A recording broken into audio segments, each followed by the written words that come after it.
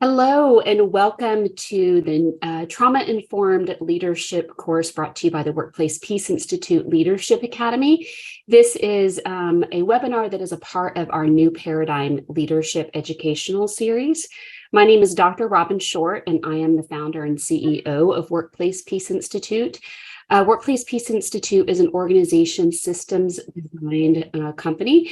We are singularly focused on creating workplace cultures where all people can thrive. To thrive, we know that people need to experience peace and dignity in their lives. And peace is human security and the ability to live a life in which you always experience your inherent worth and value as a human being. We are living in a world where there is significant adversity and difficulty and tragedy almost on a daily basis. And as humans, we're experiencing a lot of emotional and moral and dignity violations to our life, which can lead to trauma. And in order for us to experience our ability to thrive in the workplace, we really need to have trauma-informed leaders and trauma-informed workplaces. So I'm so excited to introduce you to my dear friend, Dr. Betty Iglesias Snyder. She is, first and foremost for me, one of my dearest friends. We have quite literally traveled the globe together doing peace building work in numerous countries. And it makes my heart so happy to introduce her to those of you who don't know her and to have an opportunity for those of you who do know Dr. Snyder to re-engage with her in her work. So Dr. Snyder is an instructor for the Workplace Peace Institute Leadership Academy. In fact, she's our lead instructor. She teaches quite a few courses here at the Leadership Academy. She's a licensed psychologist with a specialization in multicultural psychology. She is a very sophisticated DEIB consultant and trainer, and she's also a mediator. She brings a lens of curiosity, anti-racism, and cultural humility to her work, which focuses on healing and educating individuals, communities, and organizations globally. She was formerly the director and associate clinical faculty for the Center for Conflict Management and Dispute Resolution at Southern Methodist University, which is where I had the privilege of getting to know her. She also serves as a lecturer at the Strauss Institute for Dispute Resolution and Pepperdine School of Law and the Institute for Conflict Management at Lipscomb University, which is where she will actually be jetting off to when she leaves us here today. So I am super excited to have you all here to join us for today's webinar. This is being recorded, and we're going to reserve some time at the end of the webinar for questions. We'll close the recording as we move into the questions so that you all can show up and ask whatever you would like to. Do feel free to drop questions in the chat, and we'll address those at the end of her presentation. So without any further ado, I turn this over to you, Dr. Snyder. Thank you so much, Dr. Short. I'm really honored to be here today and to talk about a topic that is so near and dear to my heart. I've been working, I have a clinical specialization in trauma, and I've been working with individuals, groups, teams, communities who've experienced all different types of crisis and disruption for over 20 years. And my hope is that I can share some of the things that I've learned with you so that you can have a better understanding of what it means to be trauma-informed and why it's important. Now, in my webinar today, I'm going to be using some examples. So I just want to give a bit of a trigger warning. I'm going to give some examples of some traumatic incidences that I have worked in that include workplace violence, racial trauma, child death, and disaster. And so please take care of yourselves. If you feel like you need to step away or you feel like maybe this isn't for you, you have permission to exhibit self-compassion and skip this or watch this another day or come and go as you feel most comfortable. So I want to tell you a little bit about why I'm so passionate about this work. I have a lot of colleagues that say, you know, a lot of the things that people run away from you run towards. And one of the reasons that I'm so passionate about working with folks who've experienced trauma and helping others to develop some tools to work with folks that have experienced trauma is that I have seen such incredible resiliency, and I've seen such incredible growth and such incredible opportunity that has grown from adversity. And so I want to share some of that hope with you as we go through some of these traumatic experiences. And as we as a society are continuously experiencing community, individual, group, and organizational trauma. I want to start with a lens of hope, because there are a lot of things that we can do to make things better for folks, for organizations, and for communities. I really consider this work an honor. A very good friend and colleague of mine described this work as, we have the honor and huge responsibility to walk beside someone on the worst day of their life, the worst weeks of their lives.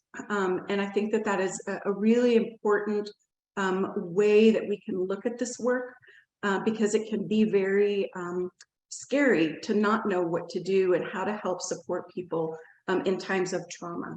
So my hope today is that you walk away with some tidbits. This is a much, much longer course, and so we don't have time to go into the depth that this topic deserves and requires. And so I would love for you to take my course. That is a lot longer, that really goes into a lot more depth into what I'm going to be talking about today. So what I'd like to talk about today is really, why is there such a critical need for trauma-informed leaders? Why is this even a topic? Why is this something that we need to spend time studying? Just what are some of the very basic fundamentals and impact of trauma? And what are some essential organizational and leadership competencies that we all as leaders need to develop? And when I say leaders, we are all leaders. And so if you're not, the leader in your organization, we're all leaders in our communities and our families and all the systems that we are a part of. So, and then lastly, what are some strategies for trauma-informed leadership? So here we go. A really dear friend and colleague of mine who I used to work with for quite some time doing crisis response, his name is Jeff Porter, and he's the Vice President of Crisis Response Clinical Services at R3 Continuum. He says, following a crisis, leaders inevitably become the face of the tragedy. How a leader reacts in the early stages of crisis or not reacts communicates volumes and sets the tone for the rest of the team. A leader who is compassionate and competent, empathic and resilient, present in this moment, and powerful and purposeful, connects with the team when they need it the most, while simultaneously casting a vision of the future where we pull through this together. I think this is a very powerful quote, because it really illustrates the responsibilities that we have as a leader, which we're going to continue talking about throughout this webinar. So why is there such a critical need?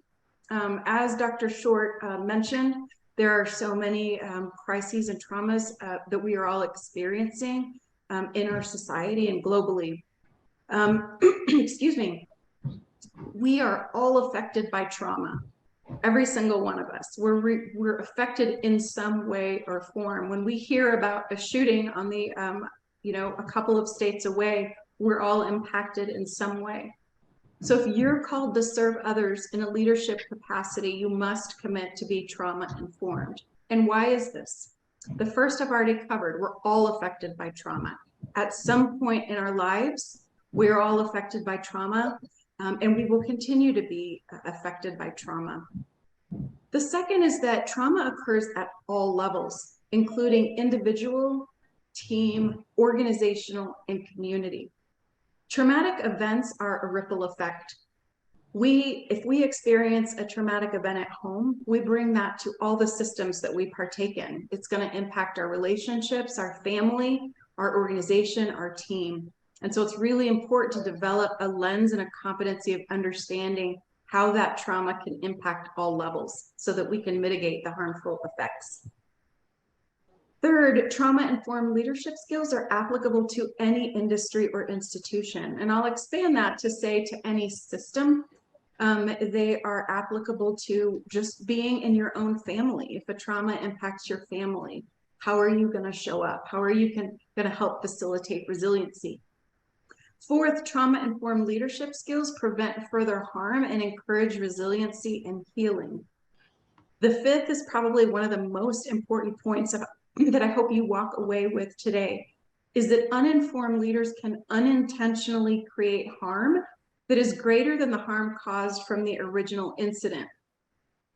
We are all well-intended, and I believe everybody watching this is well-intended.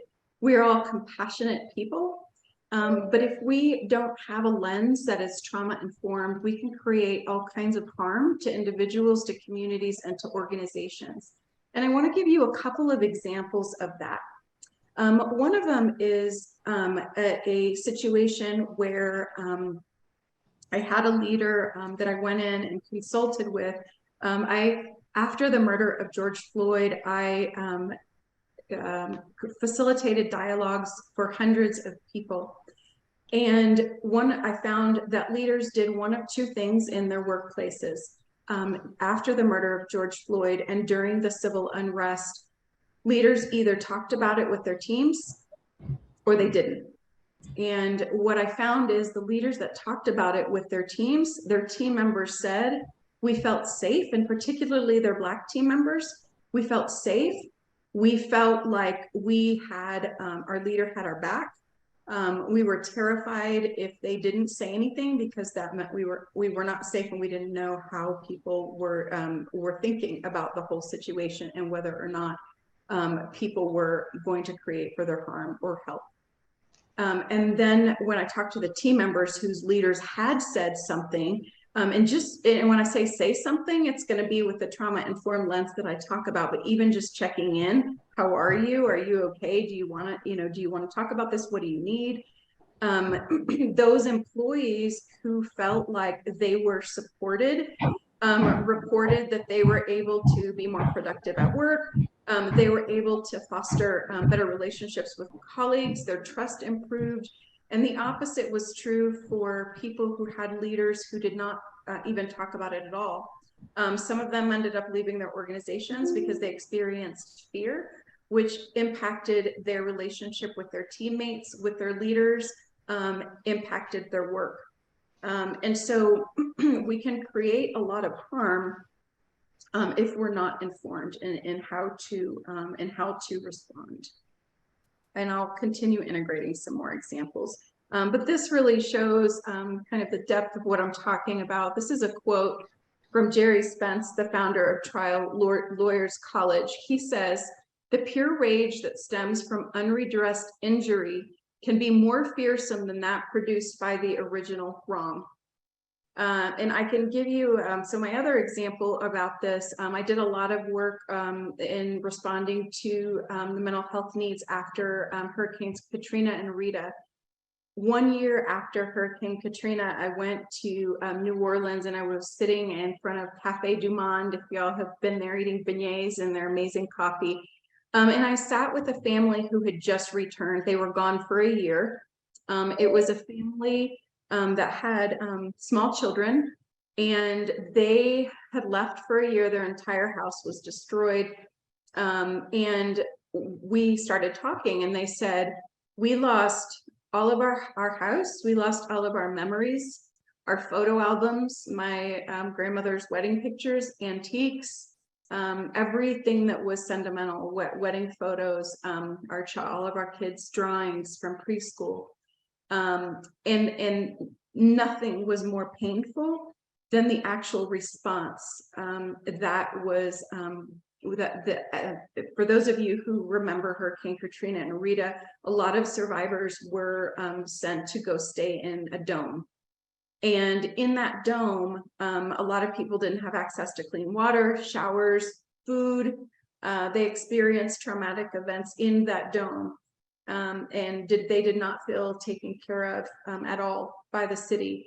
And so the family said, what happened to us in that dome, and the response and the lack of care of getting our basic needs met was way more harmful and way more traumatic than losing our house and all of our belongings.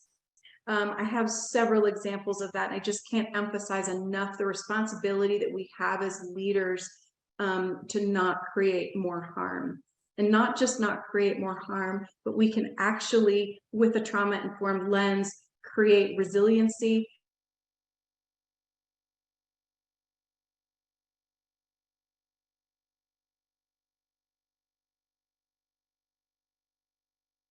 Let's talk about some just basic fundamentals about trauma. And this is just a very basic 101, but it's important in order to be trauma informed, to have a lens of what is trauma, what is the impact of trauma.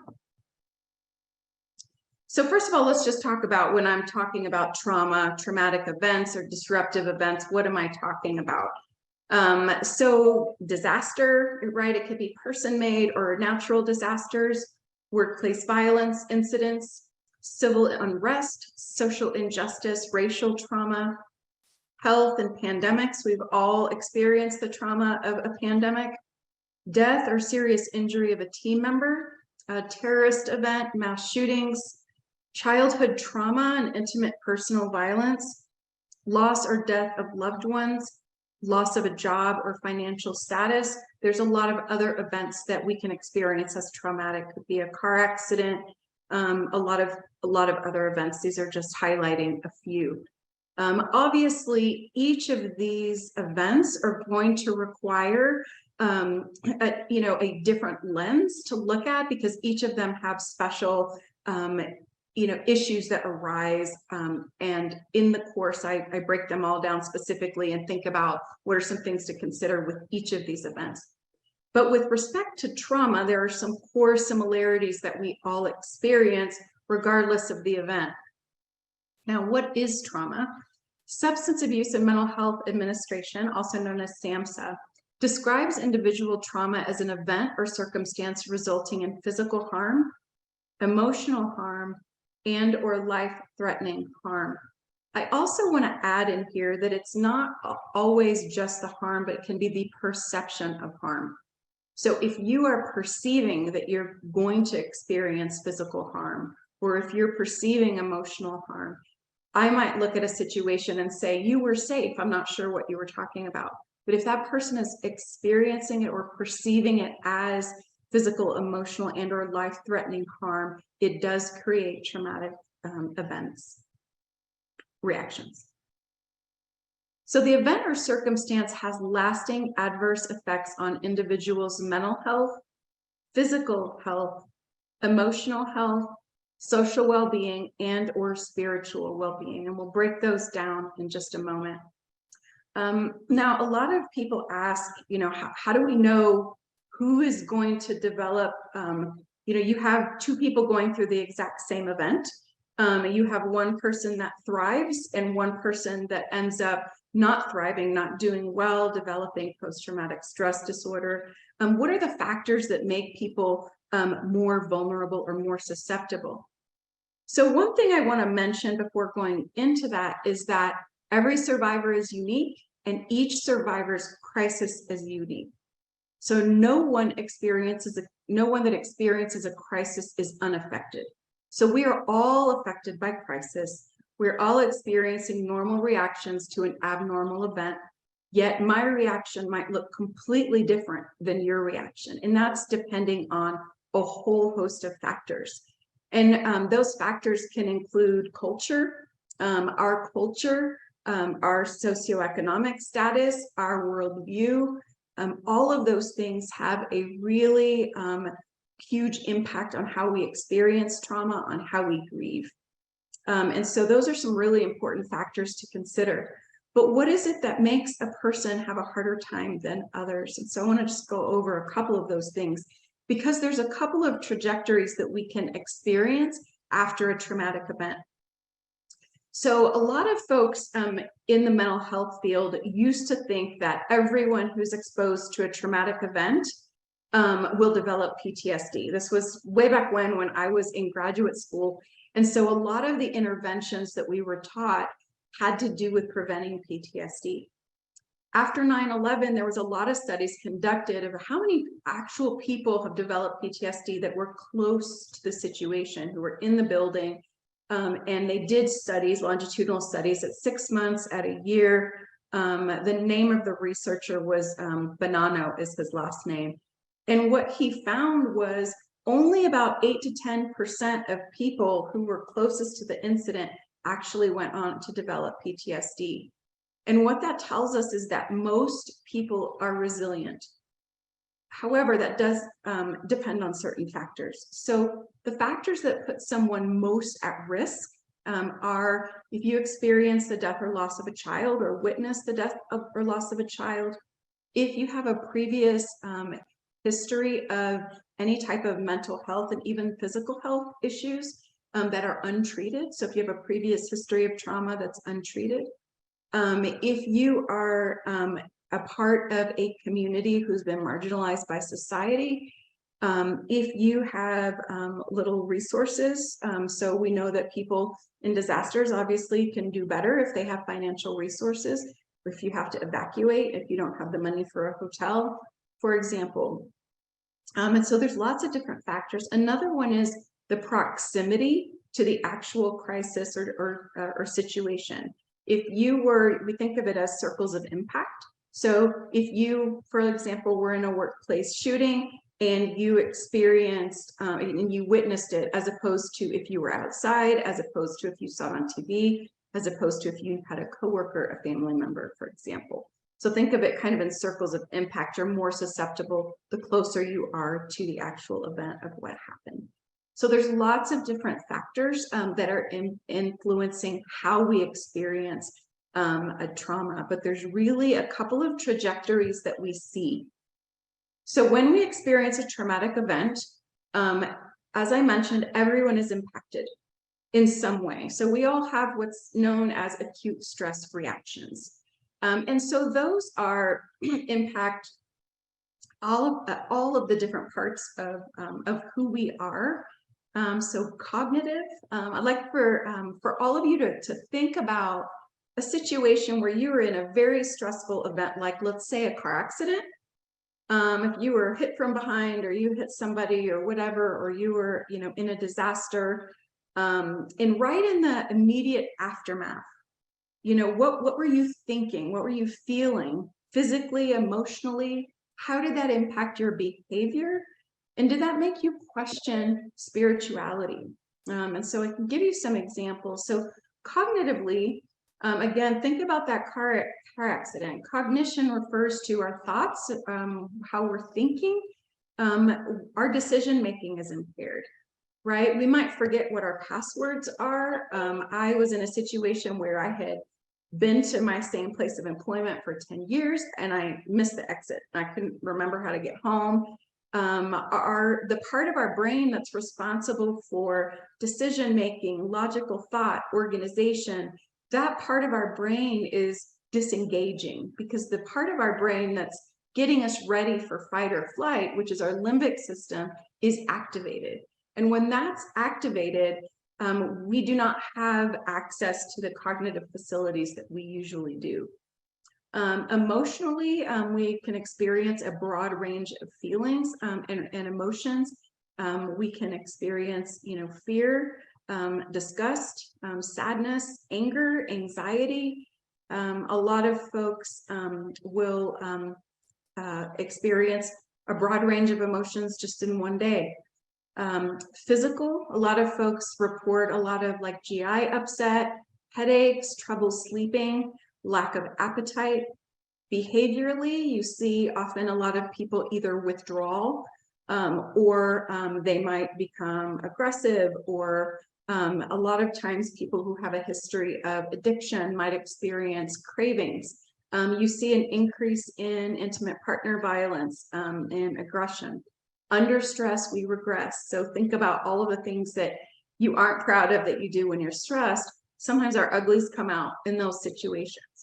Spiritually, we have a lot of people really question whatever their spiritual beliefs might be. So in one disaster, for example, I spoke with someone that said What kind of God is this that would allow this to happen? And so really questioning all of the beliefs that you had.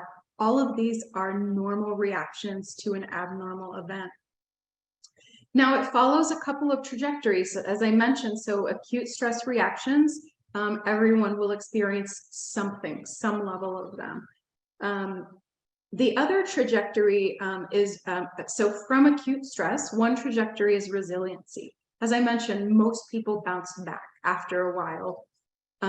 Another trajectory is when we develop symptoms that impair our ability to function. So those are folks that might develop PTSD or depression, acute stress disorder, anxiety disorders, complex grief. And those are really going to be folks that need an additional level of care and support. And then the other trajectory is post-traumatic growth, which are a small percentage of the population that say they actually grow in some level after experiencing the adversity. So that's individual trauma. What's organizational trauma?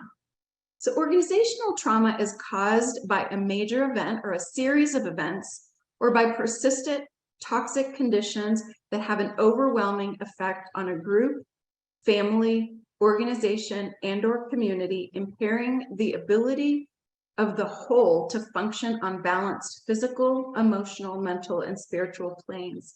So the key here is balance and equilibrium. Is the organization able to restore some level of equilibrium? And if it can, that indicates resiliency. So one of the things that I think is really important to think about is, for a lot of folks, their workplace, they spend more time at work than at home. And if you think about experiencing a traumatic event, you want to be where you feel safe. You want to be where you feel comfortable. Is your organization or whatever system that you belong to a place where people want to go to when they're experiencing the worst day of their lives, where they're experiencing trauma? And is it a place where people can come together and form community, or is it a toxic environment that's going to contribute to the further harm that we're not wanting? And so organizational trauma is something that impacts all levels of the organization. So when a traumatic event occurs in the organization, so let's say for the an example of a workplace violence a workplace violence situation, or I responded to a oil refinery explosion, for example. What is the impact of an organization on the organization? We often see a loss of focus and productivity among team members. You see absenteeism, where people are just not coming to work.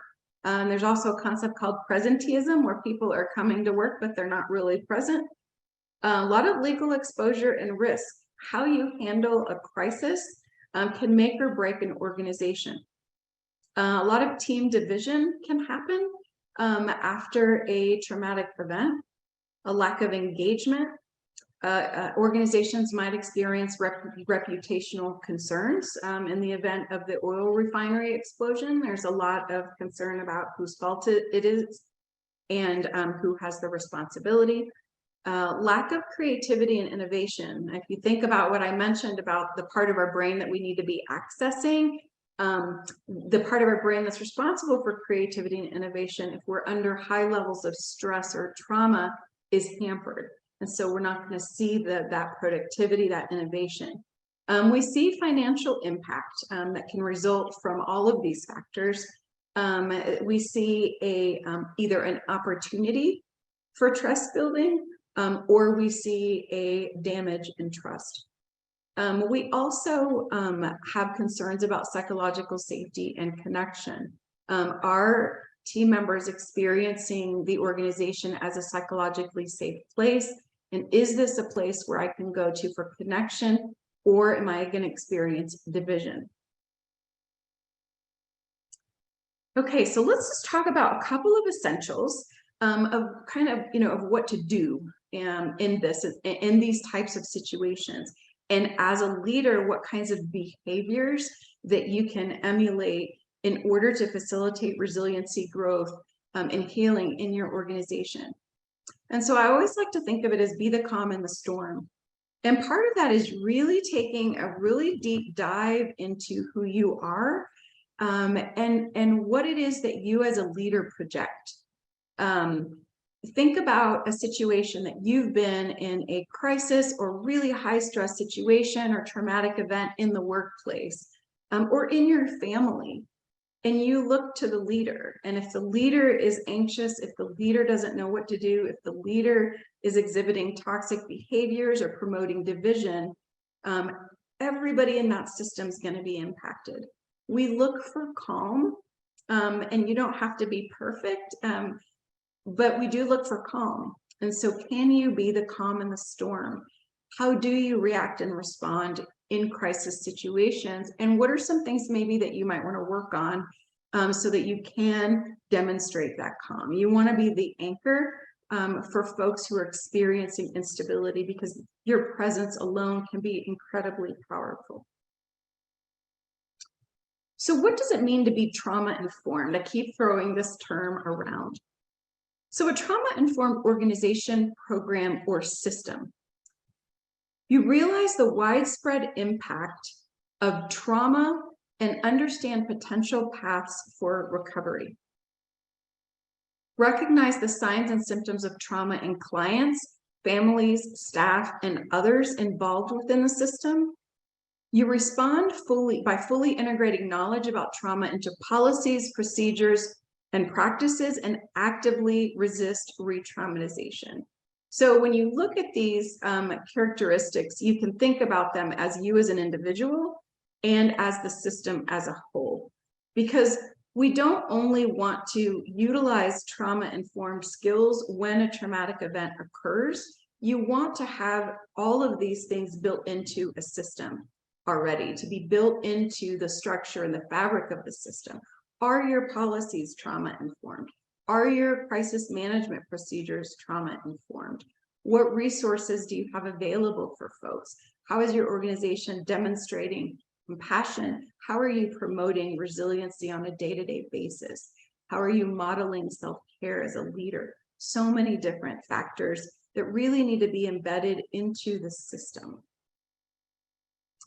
So let's take a look at some research. I think this is really important. There's been a lot of research done saying, okay, well, what does trauma-informed, what are the actual behaviors that the leader needs to show? How do we know if a leader is behaving in a way that's trauma-informed? And so there's an organization called Trauma-Informed Oregon that puts out a lot of research in this area, and they have some really great resources. What they looked at was several areas that we look at when we look at trauma-informed leadership. And they took a survey and they said, what would it look like if organizational leaders modeled and embodied trauma-informed care?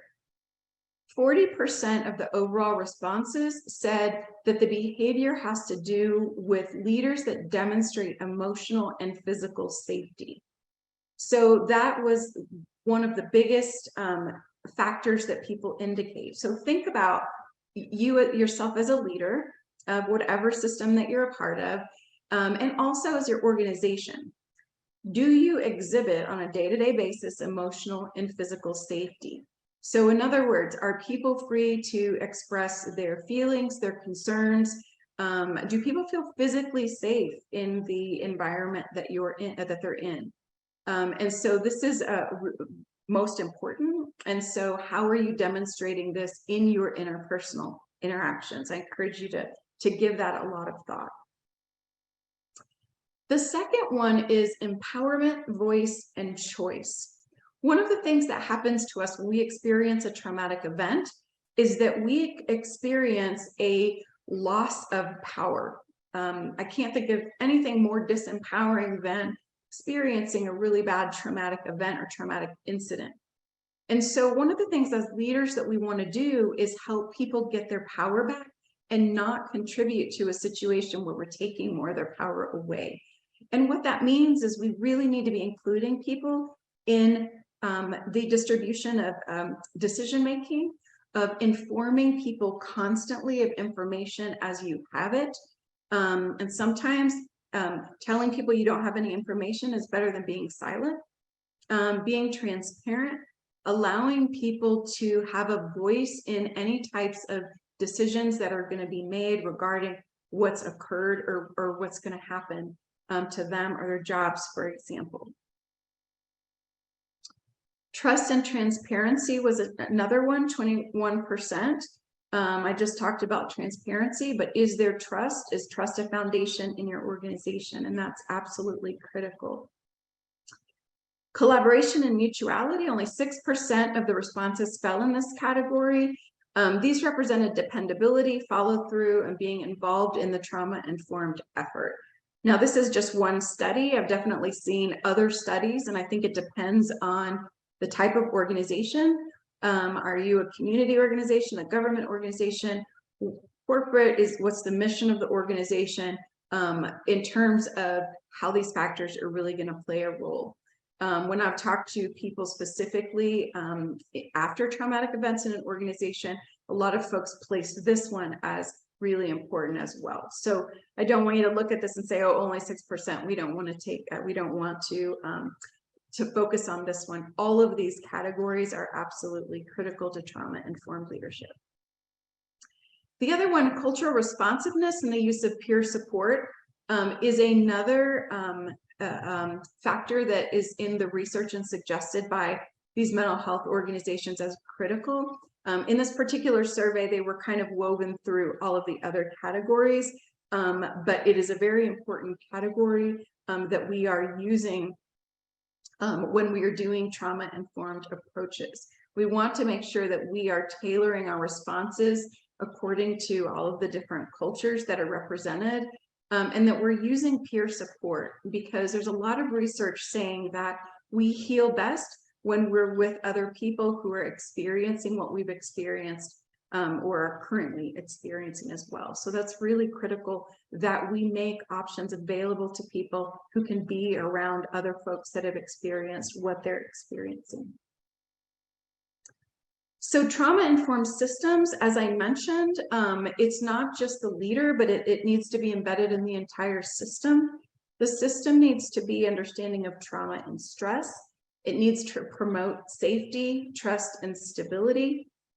Needs to exhibit cultural humility and equity, compassion and dependability, collaboration and empowerment, and resiliency and recovery. And again, I go into way much more depth into all of these concepts in the actual course, but I really want you to kind of reflect on, how does my organization reflect all of these categories? This is what research says is important as core principles, that you are a trauma-informed system if you exhibit these characteristics.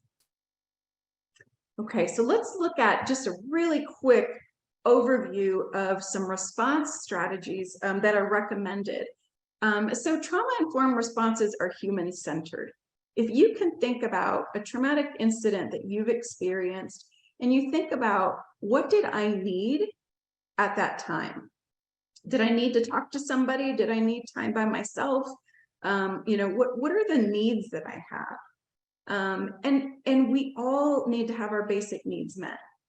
And a system, a healthy trauma-informed system, is going to ensure that people are getting their basic needs met in just day by day in an organization, but particularly after they experience a traumatic event. A lot of times we forget some of these things because in the rut of the crisis, everyone's kind of running around trying to figure out what to do. And we forget just very, very basic needs that people have. And so basic human needs, as you can see from this chart: love, self-esteem, personal fulfillment, justice, safety, security, belonging, identity, freedom, cultural security, and participation. And how are we honoring the dignity of all people? A lot of times when we've experienced a traumatic event, we've been stripped of our dignity. We don't want to make that worse for people. In fact, we have a key role in helping to make it better. How are we modeling inclusion? How are we acknowledging people? How are we acknowledging how they're feeling? How are we acknowledging that this has been a really stressful situation? How are we recognizing what people are going through? Are we being fair? Are we giving people the benefit of the doubt? Maybe they're being extra grumpy and they usually aren't. Let's give people the benefit of the doubt. We're all regressing because we're under stress. Are we giving people understanding, independence when they want it? And are we practicing accountability as individuals and as systems? So we have, I'm going to just go over this really quickly because I want to make sure we allow time for questions. Your role is going to be different depending on what stage you are in the crisis. If someone experienced a trauma 25 years ago that was an individual trauma and they're bringing that to the workplace, your role is going to be different than if you experience an incident. And the course talks about that in much more depth. But first of all, it is critical that you plan and prepare. Is your organization ready? The role of leadership within this process is to prioritize, communicate, and provide direction.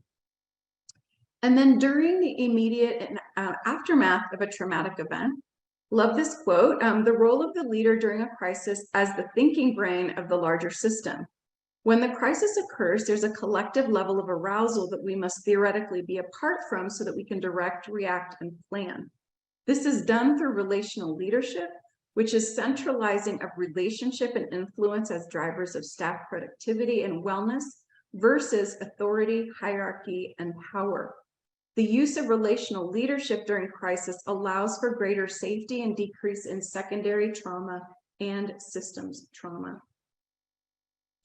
So with post-crisis recovery, this can be months, years after the event, weeks. We want to always have a trauma-informed lens post-crisis, and that involves being mindful of the different levels of needs for different people at different phases in recovery. Therefore, mindfulness and reflection and radical critical inquiry skills are critical. We always want to reflect, how are we handling this? How did we handle this? Is there something we need to go back and repair? What are the needs? What are the resources? How did we do? How are we doing? It's important that we're continuously thinking and challenging ourselves. So what is the intervention? Nobody here needs to be, well, and we don't expect anybody here to be therapists in your organization as leaders. There is an approach called psychological first aid, which is widely accepted by major organizations. And what it is psychological first aid, may be thought of as the mental health analog to physical first aid. So it may be simply defined as a supportive and compassionate presence designed to stabilize and mitigate acute distress. It's neither diagnosis or treatment. So it's something all of you that are watching can learn more about and can actually go and do. PFA may be defined as a supportive and compassionate presence designed to first stabilize, then mitigate acute distress, and finally facilitate access to continued care if indicated. It's applicable to a wide variety of target groups. Okay, so what the goals of the model are, and there's entire trainings just on psychological first aid and mental health first aid. This is Johns Hopkins model, and I recommend it strongly, but basically the goals of the model are just to meet basic needs, to stabilize acute psychological or behavioral reactions, to mitigate acute distress, impairment, or dysfunction, to assist in the recovery of some degree of adaptive functionality, to help facilitate that resiliency, to foster natural coping and resilience mechanisms, and to facilitate access to continued support or a higher level of care only if indicated. So not everybody needs therapy. Some people just need help getting back on their feet. Some people just need help to learn about coping mechanisms or to harness the coping mechanisms that they already have. Sometimes we don't give people the benefit of the doubt. A lot of people get better on their own. So as leaders, what can we do to just help provide the resources to make sure that the folks are able to cope and use the resources that they already have? So these are just stages of psychological first aid: stabilization, assessment, triage, which tells us who to prioritize, maybe who does need access to higher level of resources, and maybe who needs to see their EAP, for example. How do you as an organization facilitate supportive communications? acute interventions such as facilitated dialogues, having a crisis responder coming out, facilitation of access to continued support or care. And as I mentioned before, kind of this practice of buddy care and self-care for interventionists and leaders is absolutely critical. As a leader, what are you doing to take care of yourself? I'm sure we've all heard the analogy of put the seatbelt on yourself on the plane, the oxygen mask on yourself before you put it on your young children. Same concept. Here's just a little tiny sample strategy that you can kind of consolidate all this. It's the 3 L's. So what can you do? Look, which is observe, right? Observe for reactions. How are people doing? Listen, be present, show compassionate care, listen to what the needs are, and then link people with whatever resources they might be needing. So that's just a really quick way to remember. So I want to end, I want to kind of circle back to this resiliency and post-traumatic growth. Because as I mentioned, it's so important for us as leaders to provide a platform for people to be able to utilize their skills in resiliency. Because if we make things worse, it's going to be harder for people to access the skills, the personality attributes, for them to be able to practice resiliency, for them to be able to cope. Resilience allows us to weather the storm well and return to our baseline functioning. If we're resilient, we can adapt to the changing conditions and face our difficult challenges successfully. Post-traumatic growth is a process, and the outcome of the process is positive change in 5 different domains in life: opportunity, relationships with others, personal strength, greater appreciation of life, and change in belief system of life. Trauma-informed leaders cultivate the conditions for post-traumatic growth through their compassionate presence, their understanding of trauma responses, and ability to attune to and hold themselves and team members who are experiencing emotional struggles or distress. So my hope is that you learned 1 or 2 things that can at least help you thinking about how you can be more trauma informed and how you really can be a source of resiliency and strength in your organization when and not if a traumatic incident impacts your family, your system, your organization, and your community. Thank you so much, Dr. Snyder. So as you can see from this overview of trauma-informed leadership, to truly embrace the concepts and framework of trauma-informed leadership, we really truly need leaders who have the mindfulness and the presence to be aware of the state of mind and the emotional realities and landscape of the individuals inside the organization. This takes also a lot of compassion in our leadership. So I want to highly recommend that you take the course, The Mindful Leader, offered by Dr. O.T. Hilgert. And then also, if you'll go to the next slide, Dr. Snyder, Dr. Snyder's course on trauma-informed leadership. This is a 6-hour self-paced asynchronous course that's going to take you into a much, much deeper dive into all of the principles, frameworks, and skills and competencies that are necessary to really embrace trauma-informed leadership. And if you'll go to the next slide, you will see a link and barcode to these courses, and you'll also see a lot of other courses that are available to support you in growing your new paradigm leadership competencies.